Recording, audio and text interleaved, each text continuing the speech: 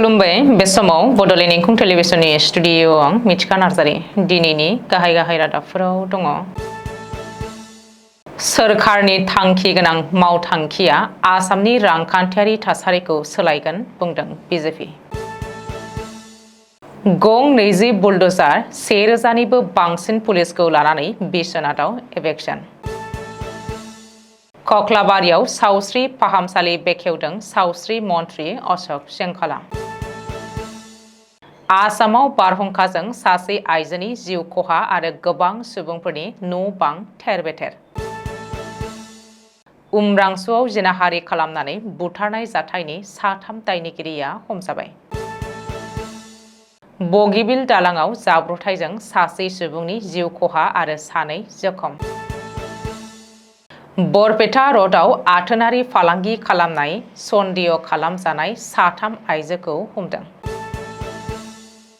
बिसिया न'आव थांनानै फैफिनैनि थाखाय सासे सुबुङा 4 फिसाखौ दैखराव गारहरदों। दानिया फैदोनि आबुं रादाबाव।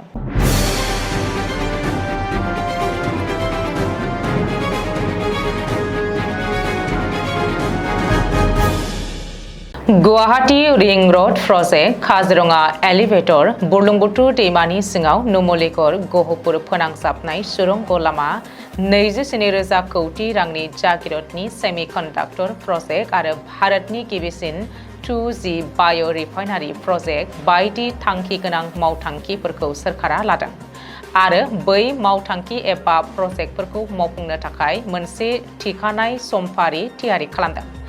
बे मावथांखिफोरा आबुं जानायनि उनाव बेफोरो रायजोनि रांखान्थियारि जौगानायाव गोहोम खोख्लैगोन आरो सोलिबाय थानाय जेंनाफोरखौ सुस्रांनायाव गोनांथार बिफाव लागोन होननानै मिजिंथिनाय जादों होननानै बिजेपिनि गाहाय बुंथिगिरि किशोर उपाध्याया पार्टीनि रायजो मावख' अटल बिहारी वाजपेयी भवननिफ्राय जारि खालामनाय प्रेस बिबुंसाराव मख'दों।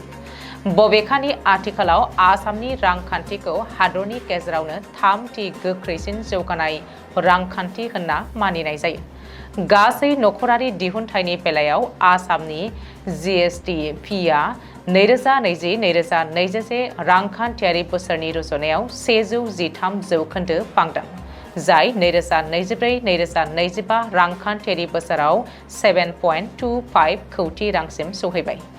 गुदि खरसानि बिथिङाव 2020-2021 मायथाइनि 12,000 कौटि रांनि अनजिमाया 2 गुननिबो बांसिन जाबाय, जाय 2024-2025 रांखान्थियारि बोसोराव 26,000 कौटि रांसिम सौहैबाय होननानैबो बिजेपिनि प्रेस बिबुंसाराव मख'दों। दिनै फुंनिफ्रायनो बिश्वनाथ जिल्लानि ननके जाफरिगुरियाव जिल्ला खुंथाया एभेक्शन खालामदों एबा होखारनाय हाबाफारि लादों। गं 20 बुलडोजार 1000निबो बांसिन पुलिस जवानफोरखौ लानानै दिनै फुंनिफ्रायनो एभेक्शन खालामदों। रिपर्ट बायदिब्ला एभेक्शन खालामनायखौ 4 जनाव राननाय जादों। 2 एसिस्टेन्ट कमिशनार आरो 2 मेजिस्ट्रेटनि दैदेननाय आरो नोजोर होनायाव बे गेदेर एभेक्शनखौ खालामनाय जादों। बबेखानि दिनै फुंनिफ्राय एभेक्शन खालामनायनि सिगांनो आयेन बेरेखायै दखल खालामनाय 309 नखरफोरा गावबा गावनि न' बांफोरखौ सिफायनानै आरो गोनां मुवा बेसादफोरखौ लानानै गुबुन रैखाथि गोनां जायगायाव आनज्रायलांदों आरो 175 बिगा सोरखारि हाखौ उदां खालामदों होननानैबो सुलुङाव फोरमायदों। बेखौबो मख'नो नांगोन दि बिश्वनाथाव एभेक्शन खालामनाय थावनियाव दिनै जेसिबिनि सोदोबजों लोगोसे दासिमबो बै थावनिखौ नागारलाङि दखल खालामग्राफोरनि गाबनाय खोनानो मोन्दों। दासिमबो बै जायगाखौ नागारि माखासे थागिरिफोरा दिनै गावबा गावनि न' बांखौ खोमानांगौ जानायाव खाफाल हमनो गोनां जादों। कक्लाबारियाव सावस्रि फाहामसालि बेखेवदों सावस्रि मन्थ्रि अशोक सेंखाला। सावस्रि फाहामसालिनि सिथलायाव सावस्रि फाहामसालिनि हा बिगोमा हरिहर ब्रह्मआ गावनि बिफा मल्लचरण ब्रह्मनि मुङाव लुनानै दिहुननाय मुसुखाखौ बेखेवो मन्थ्रि उरखावगोरा ब्रह्मआ। मख'नो गोनांदि बे सावस्रि फाहामसालिखौ 6 कौटि रां खरसा खालामनानै लुनानै दिहुननाय जादों होननानै मिथिहोदों मन्थ्रि अशोक सेंखाला। बे बेखेवनाय हाबाफारिनि गेजेरजों बिटिसि बिसायख'थिनि सायावबो बिबुंथि लाखियो। बिटिसिआव 25 बोसोर कंग्रेस नुवाखै होननानै गौरव गगৈखौ सोंखारिदों मन्त्रि अशोक सिंखाला। बिटिसि बिसायख'थियाव जों देरहानो थाखाय बाहागो लागोन। गाव हारसिङैनो एबा मोनसेल'यैनो गोबांसिन अनजिमा मोनोब्ला हारसिङैनो सरखार दागोन होननानै बुंथियो। रायजोनि माखासे ओनसोलाव गिख्रंथाव बारहुंखाया सनिबारखालि हराव आरो दिनै फुंबिलियाव सिमब्रेलांदों। बे गिख्रंथाव बारहुंखायाव सासे आइजोआ जिउ गोमानायजों लोगोसेनो सासे गथ'साया गोब्राब जोखोम जानाय आरो माखासे सुबुंनि न'-बां थेर-बेथेर जानाय, लामा-सामा होथेनाय आरो मोब्लिब जगायनायाव हेंथा नुजानायनि खौरां मोननो हादों। मिथिनो हानाय बायदिब्ला गहपुरनि रङाजानाव बारहुंखानि समाव फांसे गेदेर दंफाङा न'आव बायसिननायाव सासे आइजोआ जिउ गोमानायनि खौरां मोनदों। बबेखानि जिउ गोमानाय आइजोखौ 40 बोसोर बैसोनि सनिता दैमारि होननानै सिनायथिनो हादों। बे जाब्रबथायावनो आइजोनि 5 बोसोर बैसोनि गथ'सायाबो गोब्राब जोखोम जायो। ओरैहाय सोनाब दरंनि दिपिला, दुनि, आन्धेरिकाट, बामुनजार, हेंगालपारा आरो भाद्दजार बायदि गामिफोराव बारहुंखाजों गोब्राब थेर-बेथेर जानायनि खौरां मोननो हादों। बेनि अनगायैबो सालमारा आन्धेरिकाट लामाया आबुङै हेंथा होजादों आरो ओनसोलाव मोब्लिब जगायनाया गोबां हेंथानि मोगा-मोगि जानांदों। जामुगुरि हादावबो बारहुंखाया गोब्राब खहा खालामदों। गेदेर गेदेर दंफांफोरा लामा गेजेराव बायसिननानै हान्था मेलायाव होबथादों। बेनि अनगायैबो ओनसोलाव माखासे सुबुंनि न'फोरा थेर-बेथेर जायो। मोब्लिब खुन्थियाफोरा बायस'नानै थारफोरा जयो। जाउनाव मोब्लिब फोनांजाबनाया बन्द जानानै दङ। मख'नो गोनांदि सिपाझार, तामुलपुर, अदालगुरि आरो गुबुन गुबुन जिल्लायावबो बारहुंखाया गेदेर खहा खालामलांनायनि खौरां मोननो हादों। डिमा हासाव जिल्लानि उमरांसुआव जिनाहारि खालामनानै बुथारनाय जाथायखौ लोब्बा लानानै 3 दायनिगिरिया हमजाबाय। जिनाहारि खालामनानै बुथारनाय जाथायखौ लोब्बा लानानै हमजानाय 3 लांसुनियाखौ उमरांसुनि स्टेफेन हानसे, नेपालनि रविन्द्र राणा आरो बरपेटानि आब्दुल रहमान होननानै सिनायथिनो हादों। बै 3 लांसुनियाफोरा L&T कन्स्ट्राक्शन कम्पानियाव लेबार महरै खामानि मावोमोन। मख'नो गोनांदि बै लांसुनियाफोरा उमरांसुआव 48 बोसोर बैसोनि रिना इन्टिफि मुंनि सासे बैसोगोरा आइजोखौ गिबियाव हानजायारि जिनाहारि खालामनानै उनाव बुथारदोंमोन। रिना इन्टिफिया जायगानिनो सासे आइजोमोन। रुंसारि जानायनि सिगां आइजोखौ हिंसायारि गाग्लोबदोंमोन लांसुनियाफ्रा। बबेखानि बे गिख्रंथाव हानजायारि जिनाहारि आरो बुथारनाय जाथायखौ गोख्रों रावजों सोंखारिदों डिमा हासाव अट'नमास काउन्सिलनि CEM देबुलाल कार्ल'सेआ।